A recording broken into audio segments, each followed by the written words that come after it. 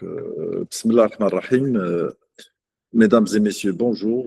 Bienvenue à ce cinquième webinaire de notre série Webinar Week dédiée à la présentation des challenges du Hackathon portuaire international Smart Port Challenge 2026 qui a été organisé par l'Agence nationale des ports et Portnet SA en collaboration avec l'ensemble des acteurs de la communauté portuaire. Le webinaire d'aujourd'hui est consacré aux challenges et défis portuaires proposés par le port de Safi. Et pour cela, nous avons avec nous M. Sa'nan Fathi Amin, commandant du port et chef de département sécurité, sûreté et environnement à l'Agence nationale des ports. Monsieur Sa'nan, la parole est à vous. Merci Sylvain. Bonjour tout le monde. C'est avec un grand plaisir pour la région de faire partie de ce hackathon de l'AIP en partenariat avec Portnet au titre de l'année 2026, donc direction Port Safi Région. Donc, euh, donc euh, la région il fait partie c'est le développement littoral de la région Marrakech-Safi. Donc, il est composé de trois ports.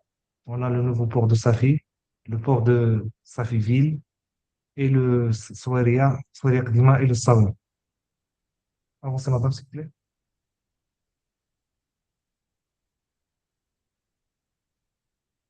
Mon commandant, on voit pas, on voit que la première page de la présentation.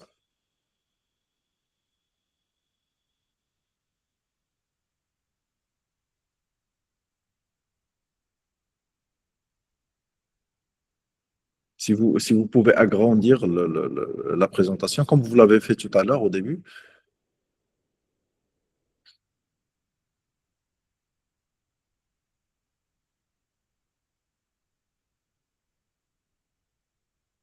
Ah, là, c'est parfait. Là, c'est parfait.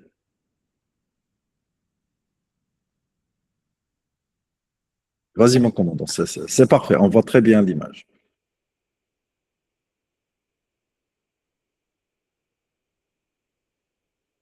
On vous entend pas, c'est ça, le micro.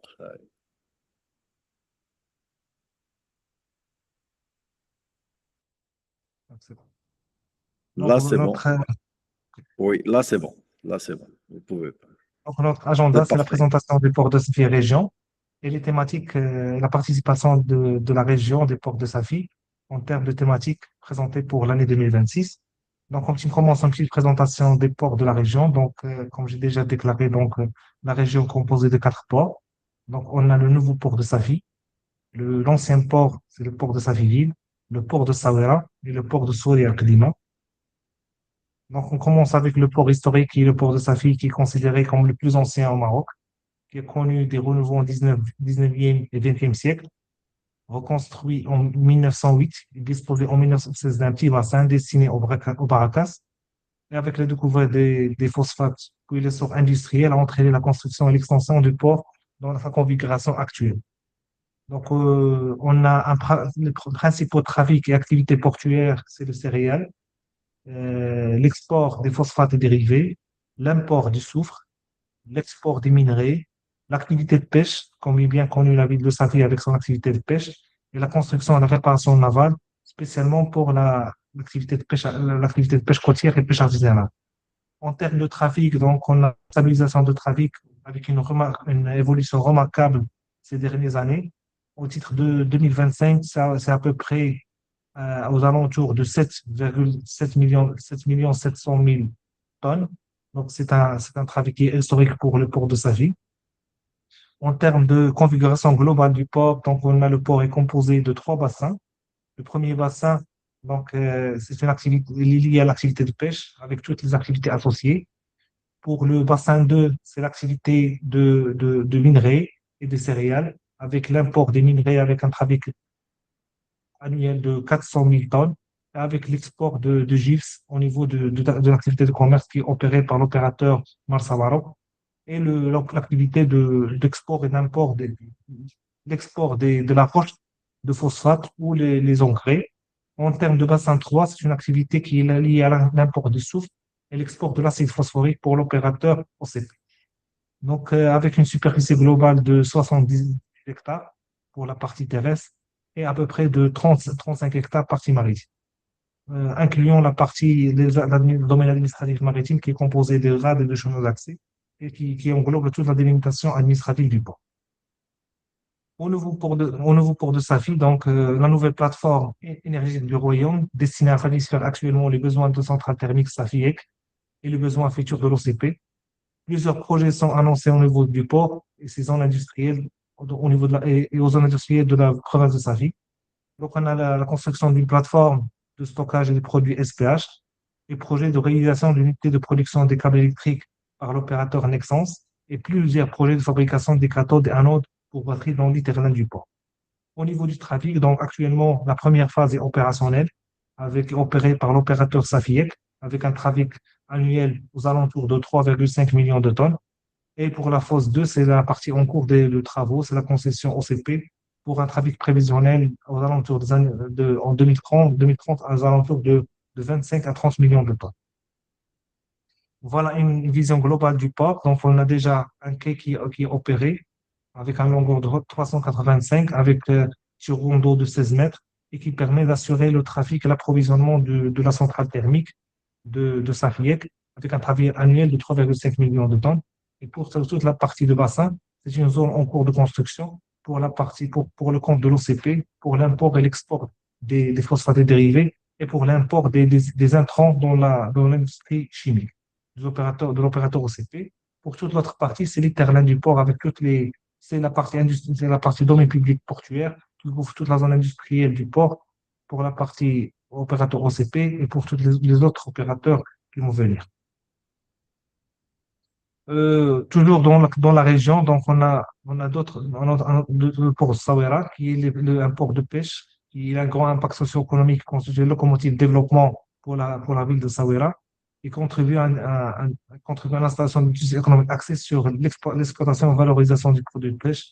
Donc, elle est composée de principaux équipements au niveau du port. On a un halle poisson, un chantier naval moderne qui, qui, a- qui vient d'être entré en service et un centre d'agrégé de poissons industriels. Et le quatrième port, c'est le port de Soria Klima, qui a vocation principale, c'est l'activité de pêche artisanale, il permet de stimuler le développement durable avec des possibilités d'extension et un projet de développement est en cours pour son extension dans le cadre de coopération avec la GIC. Au niveau de nos besoins en termes de participation de ce Smart Port Challenge, donc nos challenges couvrent deux axes, c'est la performance portuaire et le développement durable. Au niveau de la performance portuaire, c'est la question comment adapter les ports de la région au changement climatique pour permettre de servir la performance portuaire. Le deuxième axe, c'est le développement durable avec deux challenges. Le premier, c'est port durable, responsable et engagé dans la transition énergétique. Et troisième challenge, c'est gestion intelligente et structurée des déchets et des émissions portuaires. Au niveau de l'adaptation des ports de Safi au changement climatique, donc, comme vous savez, le changement climatique induit une recrudescence des phénomènes météorologiques extrêmes, tels que les tempêtes plus violentes, élévation des niveaux de la mer.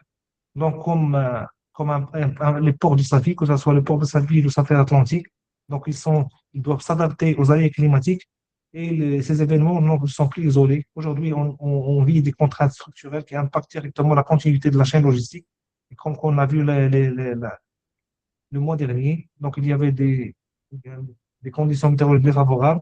Donc aujourd'hui, la question, comment assurer la résilience climatique donc au niveau des ports et comment renforcer la résilience des infrastructures portuaires face aux aléas climatiques pour garantir une performance opérationnelle constante et minimiser les ruptures d'activité, surtout quand l'activité des ports et impacte la continuité des services de l'Internet, plusieurs industriels installés, que ce soit la centrale thermique au niveau de l'opérateur OCP. Donc, comment contribuer au travail, réfléchir, comment adapter les infrastructures pour garder la continuité de service face au changement climatique et aux aléas météorologiques. Donc l'analyse doit être effectuée surtout avec des conditions météorologiques défavorables qui se manifestent par des houles, des vents entraînant des consignations parfois fréquentes, indisponibilité des infrastructures, due à l'impossibilité de réaliser des opérations de manutention, c'est-à-dire le maintien des navires à quai, et difficultés d'accès maritime. Donc, nous, ce point, c'est l'instabilité de tenir à quai des navires provoquant des interruptions liées à l'exploitation. Donc, les objectifs principaux, l'objectif de challenge, c'est réduire le temps d'indisponibilité des infrastructures portuaires, notamment en limitant les périodes de consignation, de travailler plus sur des périodes de fenêtrage pour permettre d'assurer les opérations maritimes, d'accostage et d'appareillage des navires, et en même temps à faciliter la tenue des navires à quai durant les conditions météorologiques défavorables, intégrer des contraintes météorologiques fines dans la prise de décision opérationnelle et optimiser les conditions d'accès et garantir un fluidité de trafic. Et tout ça, ça va permettre de renforcer la résilience du port face aux aléas internes et externes liés au climat. Donc, en termes de périmètre, donc, on parle de l'accès maritime. Donc, chaque port, comme j'ai bien présenté dans le plan de masse du port, donc, on a la partie terrestre et la partie maritime qui constituent surtout les zones navigables qui sont sécurisées. Donc, ça couvre les chenaux, ils passent d'entrée et gestion des arrivées. Planification et l'intégration des prévisions dans l'ordonnancement des escales, c'est-à-dire adapter les conditions météorologiques prévisibles actuelles pour assurer les opérations d'accostage et d'appareillage des navires et assurer l'interface. Une fois accosté, donc il faut travailler sur, voir des idées qui travaillent sur le maintien des navires à quai en cas de conditions météorologiques défavorables et pourquoi pas réfléchir à des protections physiques, ouvrages de défense pour permettre de protéger l'infrastructure et en même temps garder la continuité du service portuaire. Donc, en termes de sources, donc, on a plusieurs données, donc, des données qui sont disponibles au niveau des sites l'ANP, au niveau des ministères, des rapports d'observatoire. Au niveau de l'ANP, on peut trouver des rapports d'observatoire qui permettent de donner une idée sur les principaux trafics du port, en même temps, la visibilité sur les délais d'attente et les délais de séjour. Un rapport développement durable en même temps de l'ANP qui donne une idée sur l'activité, les contributions en termes de développement durable pour l'agence et les rapports de JS sur l'élévation du niveau de la mer, qui analyse l'impact des phénomènes météorologiques extrêmes sur les infrastructures. Et en termes d'ingénierie, donc plusieurs études et plusieurs rapports sur les PIAC, sur les techniques sur l'adaptation des ports au changement climatique pour à, à la portée des années à l'année 2030. Donc, pour le deuxième challenge, qui est le port durable, responsable et engagé dans la transition énergétique. Donc, comme vous savez, donc, le secteur portuaire mondial est cœur des enjeux de décarbonisation, surtout avec les engagements de l'Organisation maritime internationale 2050, qui permet de neutralité du trafic maritime. Donc, aujourd'hui, les infrastructures portuaires doivent aujourd'hui se concilier performance industrielle, en même temps assurer une responsabilité environnementale. Donc, vu l'intensification des activités portuaires qui engendrent des consommations énergétiques importantes, une pression accrue sur les ressources naturelles. Donc, l'intérêt du problème de challenge, c'est comment renforcer la résilience des infrastructures portuaires face aux aléas climatiques pour garantir une performance opérationnelle constante et minimiser la rupture d'activité.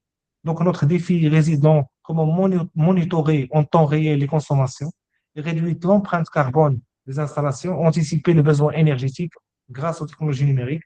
Donc, les, les startups, les chercheurs peuvent nous proposer des actions qui permettent de maîtriser et de monitorer les consommations et gérer d'une manière optimum les besoins en termes de dépendance énergétique en sources fossiles, les consommations, gérer et atténuer la consommation élevée des ressources, que ce soit l'électricité, et besoin d'outils de pilotage, de prise de décision, et pourquoi pas un potentiel c'est un potentiel qui est exploité, tout ce qui est lié à l'énergie renouvelable, dont l'autoproduction au niveau du domaine public portuaire.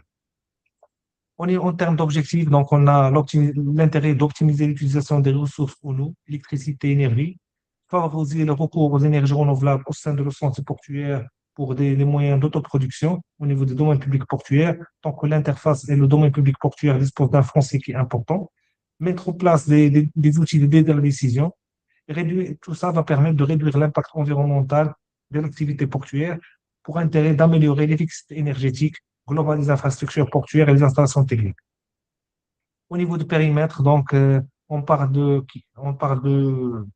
l'infrastructure, donc ça couvre la gestion et la maintenance des réseaux d'eau et d'électricité, l'éclairage public à l'alimentation des bâtiments portuaires, la gestion intelligente des flux énergétiques entre différents acteurs du port, vu qu'au niveau du port, l'Agence nationale des ports, c'est le fournisseur d'électricité pour l'ensemble des opérateurs. Donc, c'est l'intérêt de vérifier sur la résilience du réseau et sa gestion optimum d'où l'intérêt d'avoir des systèmes intelligents qui permettent d'optimiser, d'aider à la prise de décision et d'aider les gestionnaires du réseau. Et et les chercheurs et les startups sont invités à proposer des actions. Vu l'engagement aujourd'hui de la communauté internationale maritime, c'est l'alimentation électrique de navires à quai, d'une manière, avec des propositions qui sont économiquement favorables. Et en même temps, le monitoring de la qualité de l'air et des rejets environnementaux, ça va permettre d'optimiser la qualité et la qualité environnementale au niveau des ports. Toujours dans la bibliographie, donc, on a la stratégie nationale de développement durable, horizon 2030. On a le rapport de développement durable qui est disponible sur le site de l'ANP qui permet de donner le cadre réglementaire environnemental qui régit les ports et l'activité portuaire, et en même temps qui relate les actions entreprises par l'agence. Il permet d'assister les startups pour garder des propositions qui marchent dans la continuité de la stratégie et des actions de l'agence. En termes de guide technique, donc on a la directive sur le branchement électrique. C'est une référence technique sur l'alimentation électrique de navires à quai. La norme ISO 50001, c'est un système de management de l'énergie essentiel pour l'optimisation des ressources en électricité et l'eau. Et tout ce qui est lié à l'innovation, donc on a plusieurs livres blancs qui cadrent ce sujet.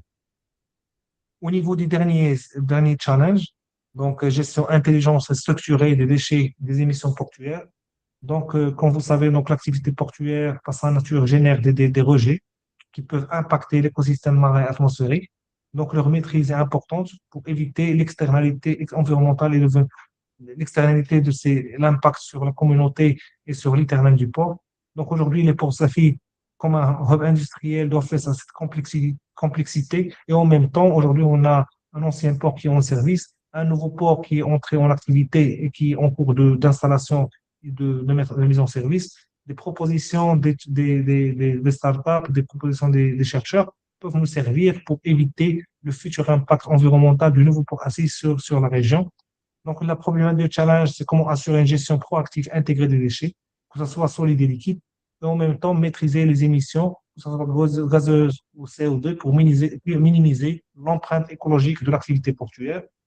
Donc, les facteurs contributifs identifiés, donc on a la diversité des flux, donc on a un flux solide et liquide, qui soit issu une partie de la partie maritime, c'est des navires ou des terminaux portuaires, une émission atmosphérique liée aux manœuvres des navires et à la manutention des vracs solides, et un risque de pollution marine accidentelle, donc lors des opérations de transfert, et une complexité de suivi de la traçabilité de rejet dans un environnement multi-acteurs. Donc, le port, il a plusieurs opérateurs qui sont plus usagers et plusieurs opérateurs avec différents grandeurs et économiques.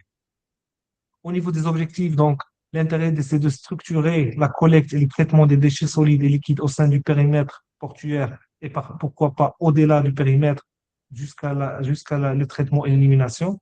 Monitorer, réduire les émissions de CO2 et la pollution atmosphérique, notamment lors du traitement du vrac. Et ça va permettre optimiser la traçabilité des déchets depuis la génération jusqu'à leur élimination ou leur valorisation et améliorer la réactivité des autorités face aux risques environnementaux. Tout ça va permettre de prévenir les pollutions marines par les pollutions marines par le système de détection et d'alerte précoce. Donc, le périmètre, donc le challenge couvre la gestion des déchets de navires, conformément à la Convention MARPOL. La Convention MARPOL, c'est une réglementation internationale gérée par l'OMI, l'Organisation maritime internationale, et qui traite tous les types de déchets, que ce soit liquide, que ce soit solide, que ce soit déchets ménagers ou déchets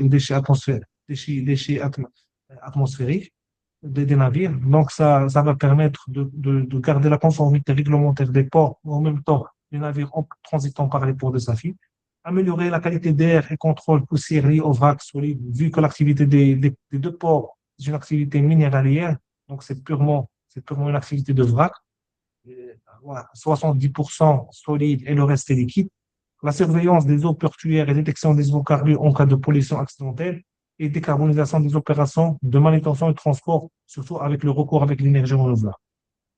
En termes de sources, de bibliographie qui peuvent être utilisées, donc on a le cadre réglementaire qui est la Convention MARPOL, on a la loi 28/12/0 relative à la gestion des déchets et leur élimination adaptée au contexte portuaire, quelques directives de l'OMI sur la réduction des gaz à effet de serre pour les navires et terminaux, des approches innovantes, donc guide de l'économie circulaire en milieu portuaire, pour la valorisation des déchets collectés sur le domaine public de l'AIVP, programme d'analyse des eaux portuaires, programme d'analyse des sédiments portuaires,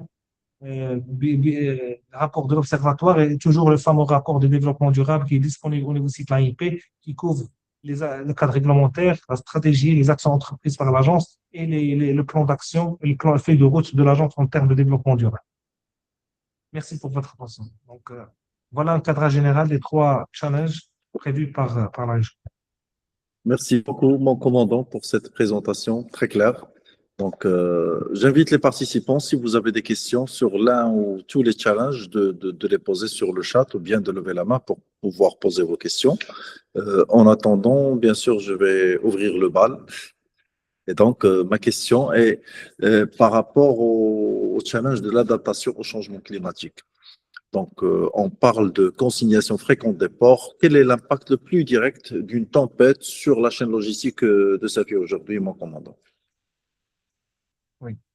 Donc, premièrement, en cas de conditions météorologiques défavorables, que ce soit une houle ou des sévères rafales de vent, donc parfois une perturbation du trafic maritime, et qui peut impacter le transit time de marchandises via les ports, et qui peut impacter le stockage stratégique des opérateurs.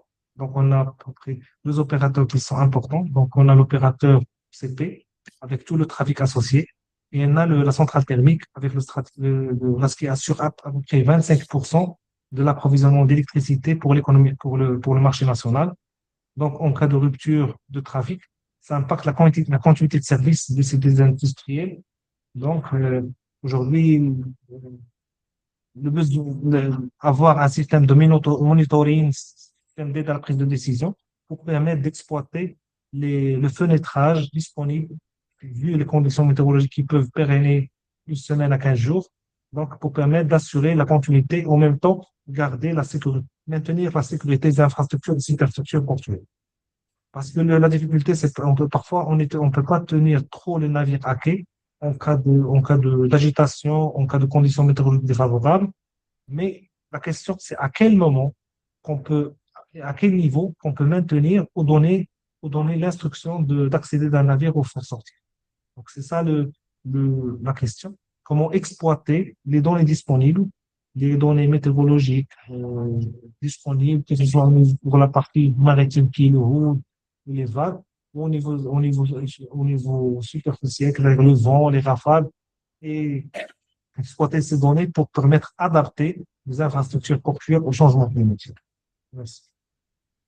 Merci beaucoup, mon commandant. En parlant de données, justement, donc, j'aimerais bien savoir quelles sont les données que l'Agence nationale des ports peut mettre à la disposition des participants pour qu'ils puissent travailler leurs solutions et tester leurs solutions. Pour répondre, bien sûr, à tous les challenges, tout azimut. Oui. Au niveau des données, donc on a des données qui sont statiques, c'est-à-dire la plan de masse du port avec la longueur et les tirants d'eau de cette poste.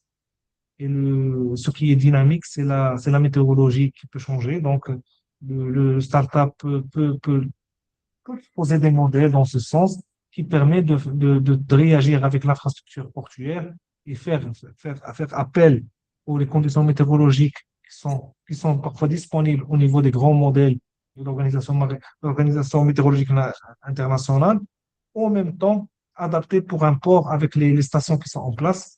Donc, on a déjà, si le modèle est confirmé et vérifié, on a déjà des systèmes de détection qui sont en place avec un holographe, avec des stations météo qui permettent de confirmer les prévisions des modèles qui peuvent être proposés par des stations. Merci beaucoup, mon commandant. Merci beaucoup. Donc, apparemment, il n'y a pas de questions. Donc, on va rester là. Donc, en ce moment, j'invite. Bon, en fait, il y a une question de M. Khalid Attar. Salam, j'ai une question pour M.